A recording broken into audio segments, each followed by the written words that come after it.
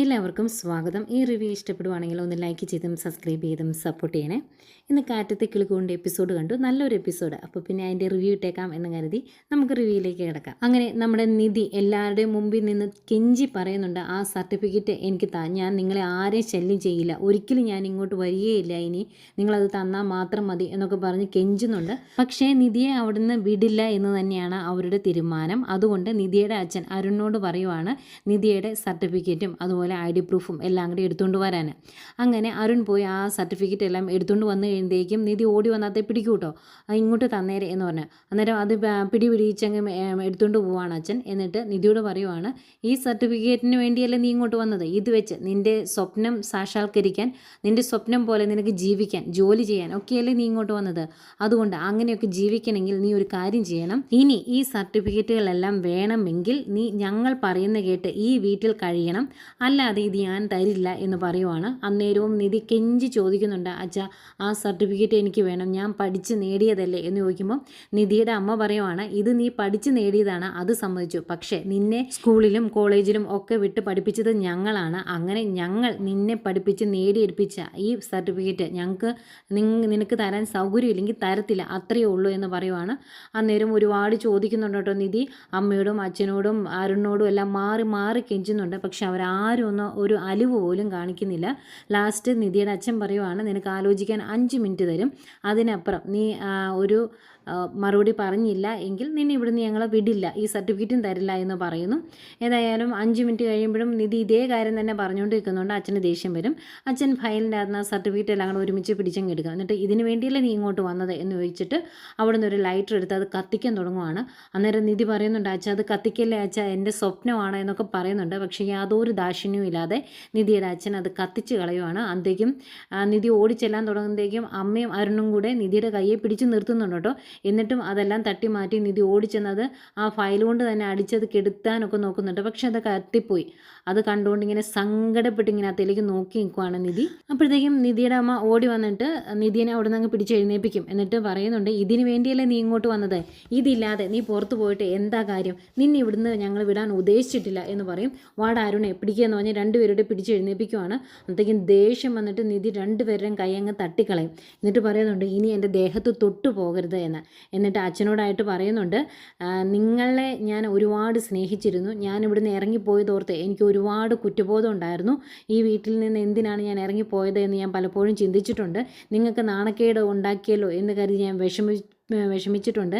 പക്ഷേ അതൊന്നും ഒരു തെറ്റല്ലായിരുന്നു, ഞാൻ ചിന്തിച്ചതായിരുന്നു ശരിയെന്ന് എനിക്കിപ്പം തോന്നുന്നുണ്ട്, എനിക്കൊരു തരിമ്പ് പോലും ഇനി അങ്ങനെ ഞാൻ ചെയ്തതിന് ഒരു കുറ്റബോധം ഒന്നും എനിക്കിനി ഇല്ല എന്നൊക്കെ നിധി പറയുന്നുണ്ട് കേട്ടോ. അപ്പോഴത്തേക്കും ഇത് കേട്ടുകൊണ്ട് നിൽക്കുന്ന നിധിയുടെ അമ്മയ്ക്ക് ദേഷ്യം വരും. നിധിയുടെ അമ്മ പറയുന്നുണ്ട്, നീ ആരോടാ സംസാരിക്കുന്ന എന്നുള്ള കാര്യം മറന്നു പോകരുത്, അച്ഛനോട് ഈ രീതിയിലൊക്കെ സംസാരിക്കണമെങ്കിൽ കുറച്ചൊന്നും അല്ല ഉളുപ്പ് വേണ്ടത് എന്നൊക്കെ പറയുമ്പോഴേക്കും നിധിക്ക് ദേഷ്യം വരും. നിധി ചോദിക്കുന്നുണ്ട്, അതിന് നിങ്ങളോട് ആരെങ്കിലും അഭിപ്രായം ചോദിച്ചോ എന്ന്. അതൊക്കെ അമ്മ ഇങ്ങനെ കണ്ണും മിഴിച്ചിങ്ങനെ നോക്കി നിൽക്കുവാണ്. എന്നിട്ട് പറയുന്നുണ്ട്, സ്വന്തം മകളുടെ ജീവിതം തകർക്കാൻ വേണ്ടി നിങ്ങൾ കൂടി കൂട്ടുനിന്നു, എന്നെ ചതിക്കുമല്ലായിരുന്നോ എന്നൊക്കെ ചോദിക്കും. എന്നിട്ട് പറയുന്നുണ്ട്, നിങ്ങൾ ഈ ചെയ്ത പ്രവൃത്തിക്ക് നിങ്ങൾ പിന്നീട് ദുഃഖിക്കുന്നത് ഞാൻ കാണും എന്ന് പറയുമ്പം നിധിയുടെ അമ്മ പറയുന്നുണ്ട്, ഒരിക്കലും ഇല്ലടി, നിന്നെപ്പോലെ ഒരുത്തിയെ പ്രസവിച്ചു തോർത്താണ് ഞാൻ സങ്കടപ്പെടാൻ പോകുന്നത് എന്ന് പറയുമ്പം നിധി പറയുന്നുണ്ട്, കൊള്ളാം, അച്ഛന് ഞാൻ പണ്ടേ മരിച്ചു കഴിഞ്ഞു, അമ്മയ്ക്ക് ഞാൻ എന്നെ പ്രസവിച്ചതേ അമ്മയ്ക്ക് നാണക്കേടാണ് അല്ലേ, ഇതെല്ലാം നിങ്ങളെ കൊണ്ട് തന്നെ ഞാൻ മാറ്റി പറയിപ്പിക്കും, ഇനി മാറ്റി പറയിപ്പിച്ചിട്ടേ ഞാൻ ഈ വീടിൻ്റെ പടി ചവിട്ടുള്ളൂ, അല്ലാതെ ഞാൻ ഇനി ഒരിക്കലും ഇങ്ങോട്ട് വരികയില്ല, എനിക്കിനി അച്ഛനോ അമ്മയോ സഹോദരനോ ആരുമില്ല, ഞാനിനി ഒറ്റയ്ക്കാണ് എന്നൊക്കെ ഇങ്ങനെ നിധി പറയുക കേട്ടോ. അന്നേരം ദേഷ്യം വരുന്നുണ്ട് എല്ലാവർക്കും. ആവശ്യമില്ല നീ സംസാരിക്കരുത്, ഈ സർട്ടിഫിക്കറ്റ് ഒന്നും ഇല്ലാതെ നീ പുറത്ത് പോയിട്ട് എന്ത് കിട്ടാനാ, നിന്നെ ഞങ്ങൾ വിടിയല്ല എന്ന് പറയും. അന്നേരം പിന്നെ അത് നിങ്ങളാണോ തീരുമാനിക്കുന്നത് എന്ന് വയ്ക്കുമ്പോഴത്തേക്കും നിധിയെ തല്ലാൻ ചെല്ലുവാണ് നിധിയുടെ അമ്മ. അന്നേരം കയ്യിൽ അങ്ങ് പിടിച്ചിട്ട് പറയുന്നുണ്ട്, ഇനി നിങ്ങൾ എന്നെ തല്ലുവൊന്നും വേണ്ട, ആ ബഹുമാനവും കാര്യങ്ങളൊക്കെ അങ്ങ് അവസാനിച്ചു എന്ന് പറയും. എന്നിട്ട് നിധിയുടെ അച്ഛനോട് പറയുന്നുണ്ട്, അവിടെ സർട്ടിഫിക്കറ്റ് കത്തിച്ചതിൻ്റെ ചാരം കിടപ്പുണ്ടല്ലോ, ആ ചാമ്പലെടുത്ത് വെച്ചേരെ, നിങ്ങളുടെ മകൾ മരിച്ചു പോയെന്നല്ലേ പറഞ്ഞത്, അതുകൊണ്ട് ഒഴിക്കാൻ മതി എന്ന് പറയുമ്പം നിധി നിൻ്റെ വാക്കുകൾ കൂടിപ്പോകുന്നു എന്ന് നിധിയുടെ അച്ഛൻ പറയും. അന്നേരം നിധി പറയുന്നുണ്ട്, ഞാൻ പറഞ്ഞല്ലോ ആ മര്യാദയും ആ ഒരു അതിർവരമ്പും ഒക്കെ ഇനി എനിക്കില്ല, അതുകൊണ്ടാണ് ഞാനിങ്ങനെ സംസാരിക്കുന്നതെന്ന് പറയും. അന്നേരം അവർ പറയുന്നുണ്ട്, നിന്നെ ഇവിടുന്ന് ഞങ്ങൾ വിടില്ല, പിന്നെ എങ്ങനെ നീ പുറത്ത് പോകണേ, നീ പുറത്ത് പോകണോ വേണ്ടോ എന്ന് ഞങ്ങളെ തീരുമാനിക്കുന്നേ എന്ന് അരുൺ പറയുമ്പം നിധി പറയുന്നുണ്ട്, ഞാൻ ഇങ്ങോട്ട് വന്നത് ഒറ്റയ്ക്കാണെങ്കിൽ തിരിച്ചു പോകാനും എനിക്കറിയാം, എനിക്കതിന് ആരുടെ അനുവാദം വേണ്ട എന്ന് പറഞ്ഞിട്ട് നിധിയുടെ പേഴ്സ് അവിടെ കിടപ്പുണ്ടായിരുന്നു. ആ പേഴ്സ് എടുത്തുകൊണ്ട് നിധി പുറത്തേക്ക് പോവാണ്. നേരം നിധിയുടെ അമ്മ പുറകെ ഓടിച്ചില്ലുന്നുണ്ട്, മോളെ ഞാൻ പറയുന്നൊന്ന് കേൾക്കുക എന്ന് പറഞ്ഞ്. എന്നിട്ട് അരുണോട് പറയുന്നുണ്ട്, എടാ പിടിച്ച് നിർത്തടാ എന്നൊക്കെ പറയുന്നുണ്ട്. നിധി കട്ടക്കലിപ്പിലാണ്, ഇറങ്ങി അങ്ങ് പോവാ കേട്ടോ. അവർ പുറകെ ഓടിച്ചെല്ലും. നിധി ഗേറ്റ് തുറന്ന് പുറത്തേക്ക് ഇറങ്ങുമ്പം അവിടെ നികേഷ് നിൽപ്പുണ്ടല്ലോ. നികേഷിനെ കാണുന്നതേ ദേഷ്യം വരും അരുണിന്. അന്നേരം ഇവനെ ആരാ ഇവിടെ കൊണ്ട് നിർത്തിയത് എന്ന് ചോദിച്ച് തല്ലാൻ ചെല്ലുക. അന്നേരം തൊട്ടു പോകരുത് എന്ന് പറഞ്ഞ് നിധി ചേട്ടനെ പിടിച്ച് മാറ്റുന്നുണ്ട്. അന്നേരം ചേട്ടൻ ചോദിക്കുന്നുണ്ട്, എടി ഈ വീട്ടിലുള്ളവരെക്കാൾ വലുതാണോ നിനക്ക് ഇവൻ എന്ന് വയ്ക്കുമ്പം നിധി പറയുന്നുണ്ട്, അതെ, നിങ്ങളെക്കാൾ വലുത് തന്നെയാണ് എനിക്ക് ഇവർ. അത് നിങ്ങൾക്ക് മനസ്സിലാകുകയില്ല, കാരണം മനസ്സിലാക്കാൻ നിങ്ങൾ ഈ വീട്ടിൽ ജനിച്ചതല്ലേ, പിന്നെ എങ്ങനെ ആ ബോധം ഉണ്ടാകുന്നത് എന്ന് ചോദിക്കും.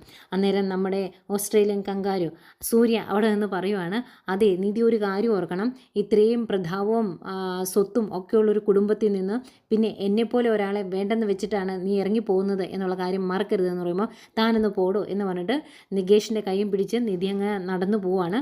അപ്പം ഈ നിധിയുടെ ഈ ഒരു പ്രകടനം കണ്ട് അന്തം വിട്ട് നിൽക്കോട്ടെ നികേഷ് ഇങ്ങനെ അത്ഭുതത്തോടെയാണ് നിധിയുടെ മുഖത്തോട്ടൊക്കെ നോക്കുന്നത്. ഏതായാലും അവരിങ്ങനെ നടന്നു പോരുന്ന വഴിയിലെല്ലാം നിധി കരച്ചില്ല. അന്നേരം നികേഷ് പറയുന്നുണ്ട്, ഏട്ടത്തിയമ്മ ഇങ്ങനെ കരയരുത്, ആൾക്കാർ കണ്ടാൽ ശ്രദ്ധിക്കും എന്ന് പറയുവാണ്. എന്നിട്ട് അടുത്തുള്ളൊരു ബസ് സ്റ്റോപ്പിൽ കയറി ഇരിക്കും നിധി. അന്നത്തേക്കും ഒരു കുപ്പി വെള്ളമൊക്കെ കൊണ്ട് കൊടുക്കുന്നുണ്ട് നികേഷ്. മുഖമൊക്കെ ഒന്ന് കഴുകി ഫ്രഷ് ആകാൻ പറയുന്നു. നിധി അവിടെ നടന്ന ഓരോ കാര്യങ്ങളും പറഞ്ഞ് കരയുക.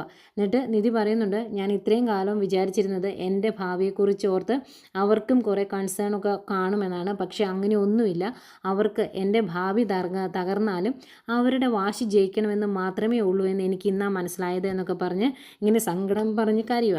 അപ്പോൾ ഇത് കേൾക്കുന്നതെങ്കിൽ നികേഷിൻ്റെ കണ്ണ് കറിയുവേ. എന്നിട്ട് നിധി ചോദിക്കും, നീ എന്തിനാ കരയുന്നത്, നീ കരയണ്ടെന്ന് പറയുമ്പോൾ എനിക്ക് ഏട്ടത്തി അമ്മ കരയാതിരിക്കുക എന്ന് പറയും. എന്നിട്ട് ഇല്ല ഞാനും കരയുന്നില്ല എന്ന് പറയും. എന്നിട്ട് അവിടെ നിന്ന് എഴുന്നേറ്റിട്ട്, നിനക്ക് വിശക്കുന്നില്ലേ, നമുക്ക് അടുത്ത ഹോട്ടലുണ്ടല്ലോ അവിടെ കയറി എന്തെങ്കിലും ഭക്ഷണം കഴിക്കാമെന്ന് പറയും. അങ്ങനെ അവർ ഭക്ഷണം കഴിക്കാൻ കയറുന്നു. എന്നിട്ട് എന്താടാ വേണ്ടതെന്ന് ചോദിക്കുമ്പോൾ ഏട്ടത്തി പറഞ്ഞാൽ മതിയെന്ന് പറയുക നികേഷ്. അന്നേരം ഇവിടുത്തെ ബിരിയാണി നല്ലതാണെന്ന് കേട്ടിട്ടുള്ളത്, നമുക്ക് കഴിക്കാം എന്ന് പറഞ്ഞിട്ട് അവർ ബിരിയാണിക്ക് ഓർഡർ കൊടുക്കുന്നു. അന്നേരം നികേഷ് ചോദിക്കുമ്പോൾ ഇടയ്ക്കൊക്കെ ഇവിടെ വരാറുണ്ടോ എന്ന്. അന്നേരം നിധി പറയുന്നുണ്ട്, ഞാൻ ഹോട്ടലിലൊന്നും കയറി അങ്ങനെ ഫുഡ് കഴിക്കാൻ പോകാറില്ല, അച്ഛന് ഇതൊന്നും ഇഷ്ടമല്ല, പിന്നെ അച്ഛൻ്റെ അമ്മയുടെയും കൂടെ വല്ലപ്പോഴും പോയി പുറത്ത് ഫുഡ് കഴിക്കും, അതേ ഉള്ളൂ. എനിക്ക് സ്വാതന്ത്ര്യത്തോടെ വീട്ടിൽ നിന്ന് പുറത്തു പോകാൻ പറ്റുന്നത് അമ്പലത്തിലോട്ടും അതുപോലെ കോളേജിലോട്ടും മാത്രമാണ്. പിന്നെ അമ്പലത്തിൽ വല്ല ഉത്സവമാണെങ്കിൽ ഏട്ടൻ്റെയോ അച്ഛൻ്റെയോ കൂടെ എന്നെ കൊണ്ടുപോകാറുള്ളൂ. അവർ ഇങ്ങനെയെല്ലാം ചെയ്യുന്നത് എൻ്റെ ഭാവിയെ ഓർത്ത് എന്നോട് ഇഷ്ടക്കൂടുതലുള്ളത് കൊണ്ടാണ് എന്നാണ് ഞാൻ കരുതിയിരുന്നത്. പക്ഷേ അങ്ങനെയൊന്നും അല്ല എന്ന് എനിക്കിപ്പോഴാണ് മനസ്സിലായത് എന്ന് പറഞ്ഞാൽ അന്നേരം കുറേ സങ്കടങ്ങളൊക്കെ പറയുന്നുണ്ട് കേട്ടോ. അപ്പോഴത്തേക്കും നികേഷിൻ്റെ ഫോണിലേക്ക് ഹരീഷ് വിളിക്കും. എന്നിട്ട് ചോദിക്കുന്നുണ്ട്, എടാ നിങ്ങൾ അവിടുന്ന് പോകുന്നോ എന്നൊക്കെ. അപ്പോൾ പോകുന്നു, ഞങ്ങളിവിടെ അടുത്തുള്ളൊരു ഹോട്ടലിൽ കയറി ഫുഡ് കഴിക്കാൻ ഇരിക്കുവാണ് എന്ന് പറയുമ്പം നികേഷിനോട് ഹരീഷ് പറയുവാണ്, ഏട്ടത്തിക്ക് ബസ്സിൽ കയറി വരാൻ എന്തെങ്കിലും ബുദ്ധിമുട്ടുണ്ടെങ്കിൽ ഞാൻ കാറിന് വിളിച്ച് പറയാമെന്ന്. എന്നാലും ഞാൻ ചോദിച്ചിട്ട് പറയാമെന്ന് പറയും. ഫോൺ കട്ട് ചെയ്തതിന് ശേഷം നികേഷ് ഇത് പറയുമ്പോൾ നിധി പറയുന്നുണ്ട്, വേണ്ട കാറൊന്നും വേണ്ട, നമുക്ക് ബസ്സിന് തന്നെ പോകാമെന്ന്. കുറച്ച് കഴിയുമ്പോഴേക്കും നിധിയുടെ ഫോണിലേക്ക് സുധീഷ് വിളിക്കും. സുധീഷിനാകെ ടെൻഷനായി പോയായിരുന്നു, നിധി ഇനി വീട്ടിലങ്ങാണ്ട് നിന്ന് പോവുമോ, തിരിച്ചു വരികയില്ലേ എന്നോർത്ത്. ഏതായാലും വീട്ടിൽ നിന്ന് ഇറങ്ങി ഹോട്ടലിൽ ഫുഡ് കഴിക്കാൻ ഇരിക്കുവാണ് എന്ന് പറയുമ്പോൾ ഭയങ്കര സന്തോഷമാട്ടോ സുധീഷിന്. എന്നിട്ട് സുധീഷ് ചോദിക്കുന്നുണ്ട്, ഇനി ഇങ്ങോട്ട് തിരുവനന്തപുരത്തേക്ക് തന്നെയല്ലേ വരുന്നത് എന്ന് ചോദിക്കുമ്പോൾ അതെ, പിന്നെ വേറെ എവിടെ പോകാനാ എന്ന് ചോദിക്കുമ്പോൾ എനിക്ക് സന്തോഷമായി, എങ്കിൽ വെച്ചേരെ കേട്ടോ എന്ന് പറയും. എന്നിട്ട് അതിൻ്റെ ഇടയ്ക്ക് സൂക്ഷിച്ച് വന്നം കേട്ടോ എന്നൊക്കെ പറയുന്നുണ്ട്. ഏതായാലും സുധീഷും ഫോൺ വയ്ക്കുന്നു. അവരവിടെ ബിരിയാണി കഴിക്കുന്നു. സുധീഷ് ഇവിടെ വന്ന് സുഭാഷിനോട് പറയുക, ആ കൈ ഒന്ന് തന്നേന്ന്. അന്നേരം സുഭാഷ് പറയും, സുഭാഷ് പണിയെടുത്തുകൊണ്ടിരിക്കുക കേട്ടോ, ഇവൻ അതിലൂടെ അങ്ങോട്ടും ഇങ്ങോട്ടും നടപ്പുണ്ട്.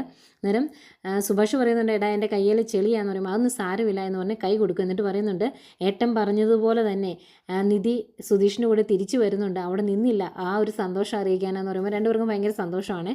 അപ്പോഴത്തേക്കും നിധിയും നികേഷും ഫുഡൊക്കെ കഴിച്ച് കഴിഞ്ഞ് ഹോട്ടലിൽ നിന്ന് ഇറങ്ങി ബസ് സ്റ്റോപ്പിലേക്കായിരിക്കും നടന്നുകൊണ്ടിരിക്കുമ്പോഴത്തേക്കും കാർ കൊണ്ട് വരുവാണ് സൂര്യ. എന്നിട്ട് നിധി എന്ന് പറഞ്ഞിങ്ങനെ ഭയങ്കര സന്തോഷത്തോടെ നോക്കി നിധിയെ വിളിക്കുന്നത് കാണിച്ചുകൊണ്ടാണ് ഇന്നത്തെ എപ്പിസോഡ് അവസാനിക്കുന്നത്. പിന്നെ നാളത്തെ പ്രൊമോ കാണിക്കുന്നുണ്ട്. പ്രൊമോയിൽ വീട്ടിൽ വന്നിട്ട് അവിടെ നടന്ന കാര്യങ്ങളെല്ലാം പറഞ്ഞ് സങ്കടത്തോടെ ഇരിക്കുന്ന നിധിയെ കാണിക്കുന്നുണ്ട്. സർട്ടിഫിക്കറ്റ് എല്ലാം പോയല്ലോ, അതിൻ്റെ സങ്കടവും വിഷമവും ഒക്കെ പറയുന്നുണ്ട്. അവർ ഇതുപോലെ ഒന്നും ചെയ്യുമെന്ന് നിധി ഒട്ടും പ്രതീക്ഷിച്ചില്ലല്ലോ, അതിൻ്റെ സങ്കടമൊക്കെ പറയുന്നു. പിന്നെ കാണിക്കുന്നത് രാവിലെ എഴുന്നേറ്റ് ഈ ഉച്ചവരെ കിടന്ന് ഉറങ്ങുന്ന സ്വഭാവം ഉണ്ടല്ലോ എല്ലാത്തിനും, അത് നിധിക്ക് ഇഷ്ടമല്ല. നിധി ഇന്നാളൊന്നും പറഞ്ഞതാണ്, നിധി പാത്രം കൊണ്ടുവന്ന എല്ലാത്തിനും ചെവിയുടെ മൂട്ടി വെച്ച് അടിച്ച് എഴുന്നേൽപ്പിക്കും. എന്നിട്ട് പറയുന്നുണ്ട്, ഞാൻ പറഞ്ഞിട്ടുണ്ട് രാവിലെ ഒരാൾ മാത്രം എഴുന്നേറ്റ് പണിയെടുക്കുക, ബാക്കിയുള്ളവർ കിടന്നുറങ്ങുക, അത് നടക്കുകയില്ല എന്ന് പറഞ്ഞിട്ടുണ്ട് എന്ന് പറഞ്ഞ് എല്ലാത്തിനെയും വിളിച്ച് എഴുന്നേൽപ്പിക്കും. എന്നിട്ട് പായ അവിടെ ഇട്ടിട്ട് നേരെ എഴുന്നേറ്റ് പോകുന്ന സുധീഷിനോട് ചോദിക്കുന്നുണ്ട്, ഈ പാ മടക്കാൻ ഇനി തൻ്റെ വേലക്കാരാരെങ്കിലും വരുമോ എന്ന്. അതും സുധീഷിനെ കൊണ്ട് ചെയ്യിപ്പിക്കുന്നുണ്ട്. പിന്നെ അടുക്കളയിൽ കയറി സുഭാഷിൻ്റെ കൂടെ കുക്ക് ചെയ്യാൻ കൂടുന്ന നിധിയും ഒക്കെ കാണിക്കുന്നുണ്ട്. ഏതായാലും നല്ലൊരു എപ്പിസോഡായിരുന്നു ഇന്നത്തെ.